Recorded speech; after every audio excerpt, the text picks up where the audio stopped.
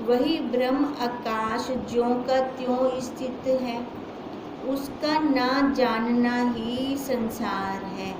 जब उसको नहीं जानते हैं तब संसार को जानते हैं। फिर जब तक उसका परमार्थ है तब तक जगत का अंत ना होगा। अपरमार्थ किसका? अपने स्वरूप का। जब स्वरूप का ज्ञान होगा तब अंत आएगा इस संसार का। सो वह जानना क्या है? चित्त का निर्वाण करना ही जानना है। अब किसको जाने, है ना? अब कहते हैं जब अपने स्वरूप को जानेगा तब अंत आएगा। अब जानना क्या है? जानना खाली यही है कि अपने मन को खत्म करना, है ना? अब खत्म मतलब जो इच्छाएं उठती हैं मन के अंदर, उनको देखने वाले बन जाए। आज तक इतना खिलाया तो क्या हुआ, इतना इसको पहनाया तो क्या हो गया।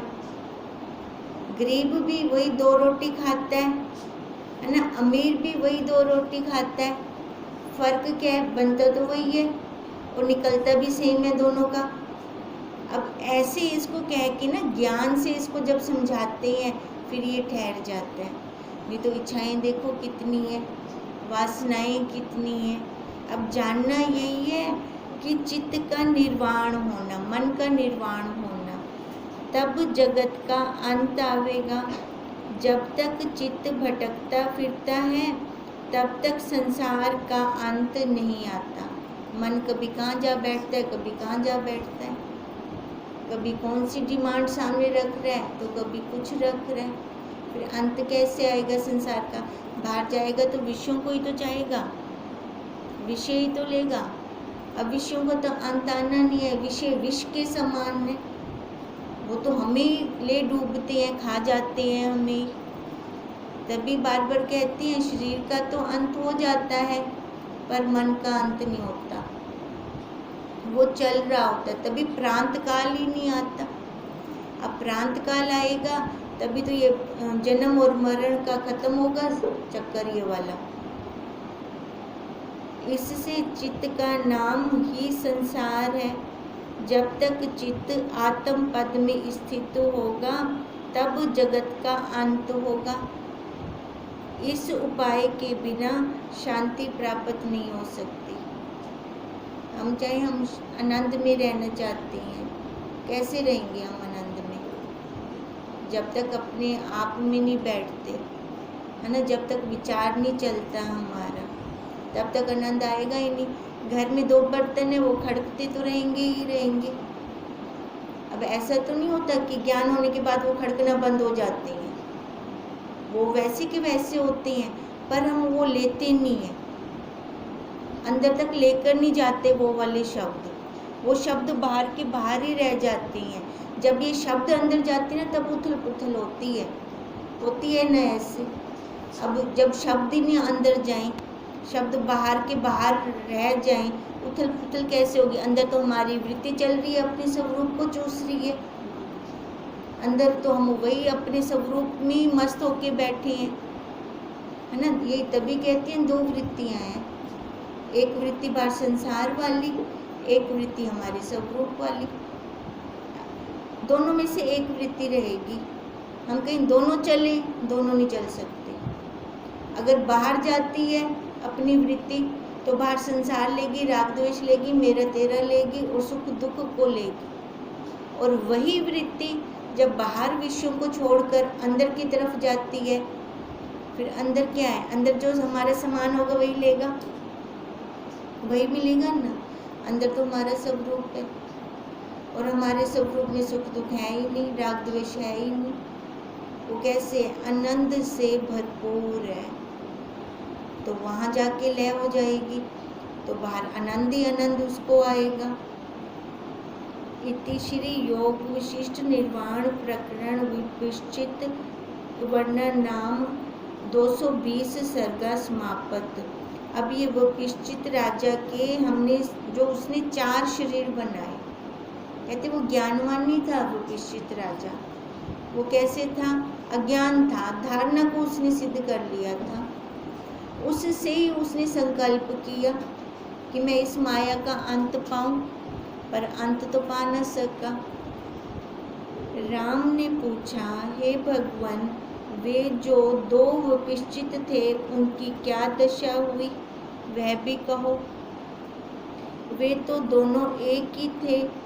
वशिष्ठ जी बोले, एक का तो निर्वाण हुआ था, दूसरा ब्रह्मांडों को लांघता लांघता और एक ब्रह्मांड में गया।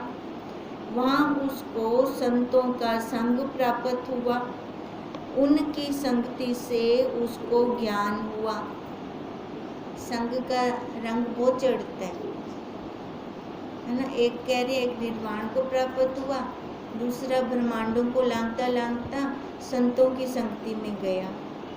ज्ञान को पाकर वह भी निर्वाण हो गया। बाकी एक अब तक दूर फिरता है और एक यहाँ पहाड़ की कंदरा में मृग होकर विचरता है। एक का निर्वाण बताया, एक ने साधुओं का संग कर लिया, और एक मृग होकर घूम रहा है, और एक वैसी माया का अंत पा रहा है, उसको ढूंढने जा रहा है। हे राम, यह जगत आत्मा का आभास है। जैसे हम कहते हैं ना, किरण सूर्य का आभास है, सूरज है तभी वो हमें दिख रही है। ऐसी कह रही है, ये आत्मा है तभी ये जगत हमें दिख रहा है। जैसे सूर्य की किरणों में जल दिखता है, और जब तक किरणें हैं तब तक जलाभास निवृत्त नहीं होगा। मृग तृष्णा का जल है ना, वो खत्म नहीं होगा।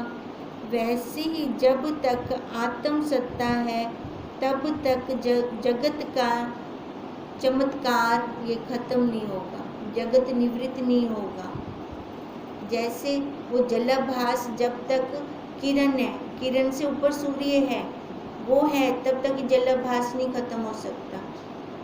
ऐसी जब तक ये आत्मा है तो ये जगत का निर्वाण नहीं हो सकता।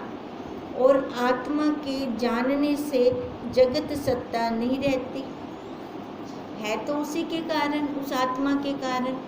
अब आत्मा के अज्ञान से हमें ये जगत दिख रहा है, और जब आत्मा का ज्ञान हो जाए फिर जगत वहीं खत्म हो जाएगा।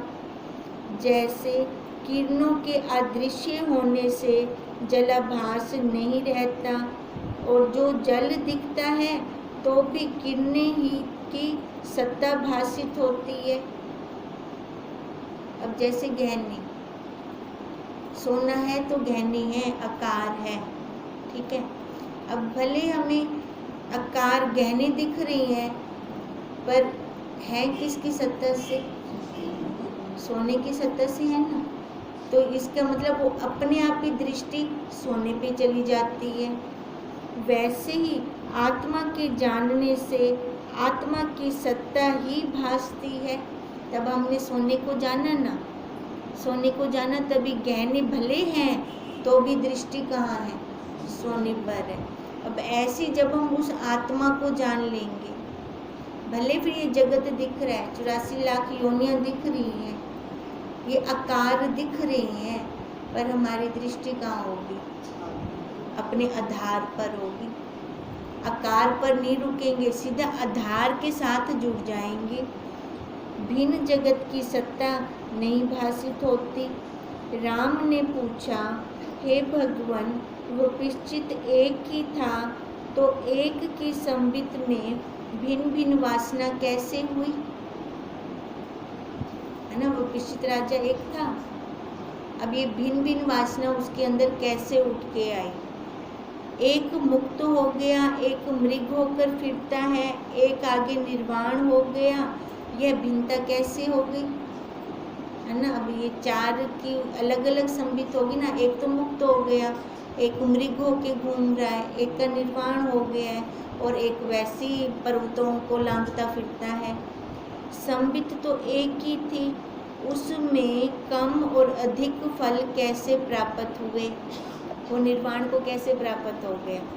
संबित तो एक है ना। तो ऐसे ही वो सत्ता एक है, सत्ता एक होने से कोई देखो है वो एक, अगर एक छूटे तो सारे छूट जाएं। हमारे गुरुदेव छूट गए तो हम भी छूट जाएं।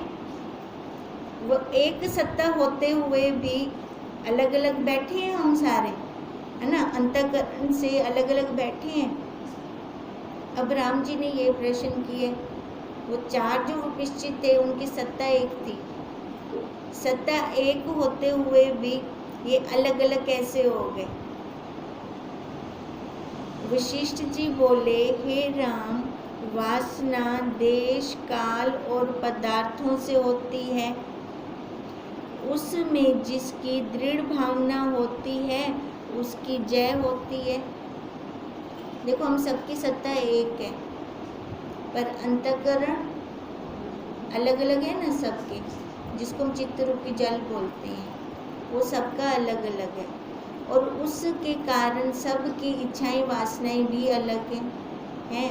किसी की एक जैसा संसार नहीं है, सबका संसार अलग अलग है। और सबके संसार का दुख भी सबको अलग अलग है। उसका बनाया जगत एक है। अब बनाया हुआ जगत एक होने पर भी सबका दुख अलग अलग क्यों, सबका संसार अलग अलग क्यों? क्योंकि ये अंतःकरण अलग अलग है। अब ऐसे कह रहे हैं, जैसे एक पुरुष ने मनोराज्य से अपनी 4 मूर्तियां कल्पित की और उनमें भिन्न भिन्न वासना स्थापित कर दी, पर संबित तो एक है ना, सत्ता तो वो एक है। यदि पहले का शरीर भूलकर उसमें दृढ़ हो गए तो जैसी भावना उनके शरीर में दृढ़ होती है वही प्राप्त होता है। तभी हम कहते हैं ये भावमय सृष्टि है सारी। जैसे जिसके अंदर भाव होंगे ना उसको वैसा ही प्राप्त होगा, उसकी दृढ़ता वैसे होगी। वैसे ही संबित में नाना प्रकार की वासनाएं फूटती हैं। सबके अंतःकरण में सबके मन के फूटने अलग अलग हैं। अब अलग अलग फूटने होने से सबकी इच्छाएं वासनाएं, सबका टेस्ट कह दे तो, है ना, सबका टेस्ट अलग अलग है। किसको क्या अच्छा लग रहा है, किसी को क्या अच्छा लग रहा है। और जिसको जो चीज़ बहुत ज़्यादा अच्छी लग रही है ना वो उस तरफ मुड़ जाएगा, वो उसी तरफ चला जाएगा। जैसे एक ही संबित स्वप्न में नाना प्रकार रखती है और वासना भिन्न भिन्न होती है, वैसे ही आकाश रूप संबित में भिन्न भिन्न वासनाएं होती हैं। अब स्वप्न तो लिया एक नहीं, अब उसके एक स्वप्न के अंदर कितने सारे होते हैं लोग। उसके खुद के अंदर से ये संबित से फुरने निकल रही है ना, उसके नाना लोग हैं उसके उसमें, पर उनको नहीं पता। क्यों नहीं पता? क्योंकि वो फुरना खाली उसी के अंदर ही से था, दूसरों के अंदर नहीं था। वो अब एक स्वप्न के अंदर आप सारे आ रहे हो, है ना। अब जो स्वप्न नर है उसको पता है ये सारा, है ना, जो देख रहे स्वप्न दृष्टा हो गया, अभी मेरे अंदर ये स्वप्न नर हैं सारे। पर आप लोगों को नहीं पता कि हम उसके स्वप्न में हैं, आपको नहीं पता ना। तो वो एक की संबित हो गई, उसकी संबित में ये नाना तत्व हो गए सारे। अब सब ये फूटने हो गए उसके। हे राम, उनकी संबित तो एक थी, परंतु देश काल और क्रिया से वासना भिन्न भिन्न थी। अब भिन्न भिन्न वासना होने के कारण हमारी सत्ता एक है, ठीक है। ये अंतःकरण का बॉक्स भी एक है, वही 4 पुर्जे सबके अंदर लगी पड़ी हैं, मन बुद्धि चित्त अहंकार। ये एक जैसे होने पर भी वो जो संबित है, जो चित्त रूपी जल है, सबका अलग अलग है। किसी का बिल्कुल साफ है, किसी का मट मैला है, किसी का तो बिल्कुल ही ऐसे कीचड़ से भरा पड़ा है कि कुछ नहीं दिखता। साफ जल के अंदर शक्ल दिख जाएगी, मट मैले जल के अंदर धुंधली दिखेगी। जो कीचड़ से भरा पड़ा है उससे कुछ नहीं दिखेगा। बस यही अंतर है। ये 3 गुण हो गए फिर हमारे, सत्य रज और तम। तीन गुणों के कारण हम भटक रही हैं। गुण ही गुणों में बरत रही हैं, है ना, पर जो देखेगा उसको समझ में आएगा। मेरा ये गुण चल रहा है तो सामने वाले का ये गुण चल रहा है, तो वो टक्कर नहीं लेगा, वो शांत हो जाएगा। जो जानेगा, जो समझेगा गुणों को, और जो नहीं समझता वो तो वहीं टक्कर लेगा। टक्कर लेने से क्या हुआ? आजकल कुछ हल हुआ? कोई सल्यूशन निकला टक्कर लेने से? नहीं ना। अब इसी चीज को हमने देखना है। अब यही बात कह रही हैं कि उनकी संबित एक थी, परंतु देश, काल और क्रिया से वासना भिन्न भिन्न हो गई और पूर्व की संबित स्मृति भूल गई। है तो सत्ता हम सब में एक। हम सारे ब्रह्म होते हुए भी कोई सतोगुणी है, कोई रजोगुणी है, तो कोई तमोगुणी है, पर ब्रह्म तो सब में एक है ना। ब्रह्म सब में एक है, पर वो फुरने अलग अलग होने के कारण, गुण अलग अलग होने के कारण भूल गए अपने आप को कि हम ब्रह्म हैं। उससे उन्होंने न्यून और अधिक फल पाए। फल ये पाप पुण्य के, है ना। जब पाप बढ़ गया तो अधोगति हो गई, नीच योनियां प्राप्त हो गई। पुण्य बढ़ गया तो स्वर्ग लोक में चले गए, देवता बन गए।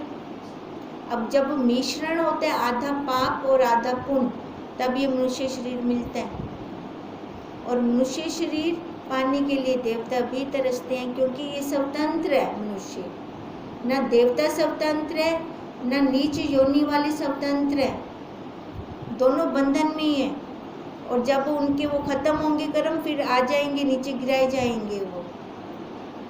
अब मनुष्य स्वतंत्र है, ये चाहे तो ये मुक्त हो सकता है ना। और कोई नहीं मुक्त हो सकता, देवता लोग भी नहीं हो सकते मुक्त, मनुष्य हो सकता है मुक्त। और इसके लिए पाप पुण्य का मिश्रण कहते हैं, इससे न्यून और अधिक फल पाता है ये। उस संबित का क्या रूप है?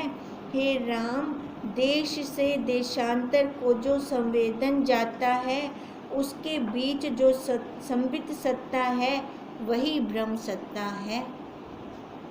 देश से देशांतर, जिसको हम अपनी भाषा में कहते हैं, एक काम खत्म करने के बाद और जब दूसरा काम शुरू करते हैं, उसके बीच की जो अवस्था होती है, वहाँ हम रिलैक्स करते हैं, है ना। हमें पता होता है ना, पहले ये काम करना है, फिर ये काम करना है। बार बार हम ये बोलते तो नहीं रहते। एक काम खत्म हो गया, थोड़ी देर बैठते हैं, बैठकर पता है अभी वो काम शुरू करना है मेरे को, अभी दूसरा काम शुरू नहीं किया, बीच का रिलैक्स कर रही हैं, उसमें कोई फुरना नहीं होता। कहते जो वो वाली अवस्था होती है ना, वही अपनी ब्रह्म सत्ता होती है। अब इस अवस्था को बढ़ाना है हमें, जिसमें कोई फुरना ना हो। जागृत के आकार को छोड़ने और स्वप्न के आने के मध्य जो अवस्था है वही ब्रह्म सत्ता है ना। एक अवस्था को छोड़ा दूसरे को लेने के बीच की अवस्था को ब्रह्म सत्ता कहते हैं। वह किंचन रूप जगत होकर भासित होती है, परंतु किंचन भी कुछ भिन्न वस्तु नहीं है। देखो, जब एक हमने काम खत्म किया, ठीक है, दूसरा भी शुरू नहीं किया, बैठे हैं, अभी रिलैक्स होकर बैठे हैं, ये जगत तो वैसे का वैसा ही है, पर अंदर कोई फुरना नहीं है, अंदर शांत है हम एकदम ही, है ना। तो जगत तो वैसे का वैसा ही रहेगा ना, जो घर परिवार है वो भी वैसा का वैसा रहेगा ना। पर उस टाइम अगर थोड़ा ध्यान दें हम अपनी तरफ, तो अंदर कोई विक्षेपता नहीं होगी। और हमें ये वाली अवस्था हमें बढ़ानी है, जो बिना विक्षेपता वाली अवस्था है। अब इसका डेमो हम ध्यान समाधि में लेते हैं। अब ध्यान समाधि भी, अब देखो, तब तक जब तक मैं बैठी हूँ तब तक मैं उस अवस्था को ले रही हूँ, फिर सारा टाइम तो नहीं बैठ सकती ना ध्यान समाधि में, फिर क्रिया भी करनी है हमें। अब क्रिया करें, फिर विक्षेपता आ जाए, फिर तो अभी हमारा कुछ ज़्यादा बना नहीं, है ना। तो फिर इसको मतलब कैसे करें, कैसे हम बढ़ाएं इस अवस्था को, डेमो ले लें पहले, ठीक है। अब जैसे कहते हैं जब पंखा स्लो करते हैं, बंद करते हैं, एकदम बंद कहनी थी वेंदा, धीरे धीरे धीरे धीरे बंद होता है, ये होता है।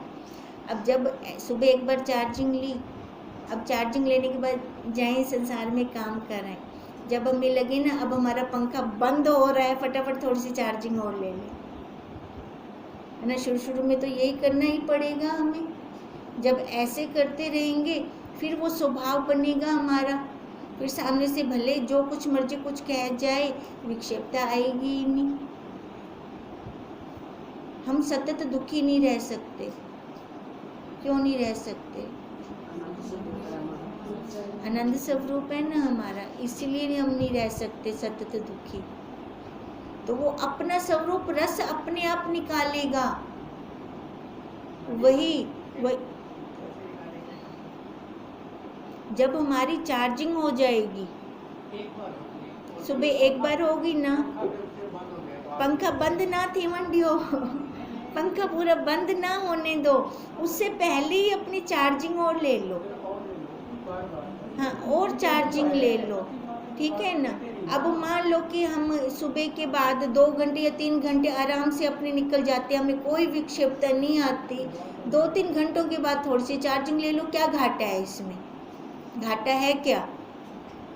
अच्छा ही है, बेनिफिट ही है ना। अगर ऐसे करते हैं तो देखो हमारा वही स्वभाव बन जाएगा, और उसके अंदर तो कभी सुख ना दुख दोनों ही नहीं है, न्यूट्रल हो जाएगा वो। फिर पहले स्वभाव तो बनाए उसको, फिर वो बैठने की ज़रूरत नहीं है हमें बार बार। जब हमारा स्वभाव बन जाता है ना, फिर हमें बैठने की ज़रूरत नहीं होती, फिर तो वही है, हम ही वही हैं, उसी के अंदर ही हैं, है ना। जैसे अब मटका पानी के अंदर, मटके के अंदर भी जल बाहर भी जल, फिर ये मटका ऐसे हो जाता है, बाहर भी वही अंदर भी वही। जब कोई खाली जगह ही कहते आवन दी तो कोई कैसे आएगा फिर, है ना। कुछ स्पेस होगा बीच में तभी कुछ आ सकते हैं ना अंदर, जब स्पेस ही नहीं है कुछ तो कौन कैसे आएगा अंदर फिर। जागृत के आकार को छोड़ने और स्वप्न के आने के मध्य जो ब्रह्म सत्ता है वह किंचन रूप जगत होकर भासित होती है, परंतु किंचन भी कुछ नहीं बना है, तो सारा वही। वह एक है ना दो है, एक कहना भी नहीं होता तो दो कहाँ से कहें। एक की अपेक्षा से दो कहा ना, 3 की अपेक्षा से 2 कहा ना, तो जब उसमें कुछ है ही नहीं, 1-2 भी नहीं कह सकते हम। ये खाली शब्दों का उपयोग कर रहे हैं उस तक पहुंचने के लिए, नहीं तो वहाँ पे कोई शब्द ही नहीं बन सकता। जैसी जैसी वासना फूटती है उसमें जो दृढ़ होती है उसकी जय होती है। अब ये अविद्या कैसे भासती है हमें? अपने स्वरूप को ना जानने के कारण। अब स्वरूप को ना जानेंगे तो क्या होगा? वासना ही उठेंगी, फूलने ही उठेंगे। अब कहते हैं ये जैसी जिसकी भावना जो दृढ़ होती है उसी की जय होती है, मतलब अपने आप इंद्रियां उसी तरफ चली जाती हैं, अपने आप वही क्रिया होनी शुरू हो जाती है। इस कारण एक विपिश्चित जनार्दन के स्थान में निर्वाण को प्राप्त हो गया। जनार्दन मतलब विष्णु, और दूसरा दूर से दूर ब्रह्मांड को लांघता गया। उसे संतों का संग प्राप्त हुआ जिससे ज्ञान उदय होकर वासना मिट गई और उसका अज्ञान नष्ट हो गया। अब राम जी का क्या प्रश्न था? संबित तो एक थी, ये चारों के अलग अलग फुन्ने कैसे हो गए, है ना। तो अब उसका क्या बताया है? अंतःकरण सबके अलग हैं, सत्ता वो एक है ना। तो जैसा अंतःकरण होगा उस हिसाब से उसको आगे वैसा ही फुरना निकलेगा। जैसे सूर्य के उदय होने पर अंधकार नष्ट हो जाता है, वैसे ही जब उसका अज्ञान नष्ट हो गया तब वह उस पद को प्राप्त हुआ जिसके अज्ञान से जीव दूर से दूर भटकता है। एक तो पहले जनार्दन के साथ मिल गए, अब दूसरा दूर दूर भटक रहा था तो संतों का संग प्राप्त हुआ उसको।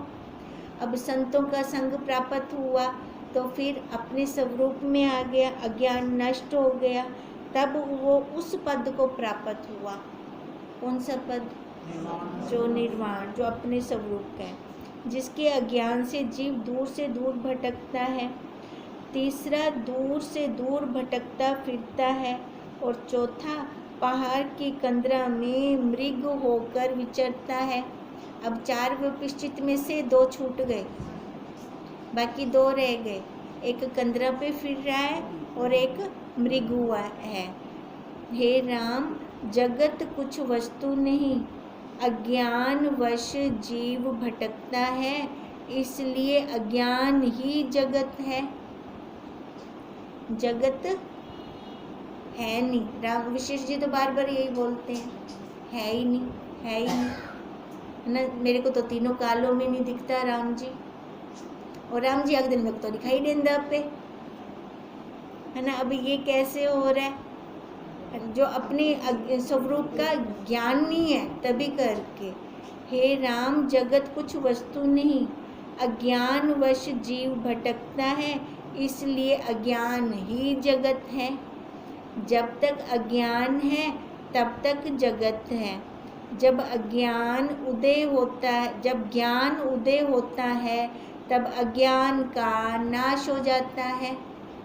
अब जैसे सूर्य है ना, सूर्य के साथ अंधकार कभी नहीं होगा, ऐसे ज्ञान के साथ अज्ञान कभी नहीं होगा, और तभी जगत का अभाव हो जाएगा जब ज्ञान उदय होगा। राम ने पूछा, हे भगवान, यह जो मृग हुआ वह कहाँ कहाँ फिरा और कहाँ कहाँ स्थित हुआ? अब ये करते हैं कल फिर। मृग वो आज करना है। ओम तम नमामि हरिं परम, ओम तम नमामि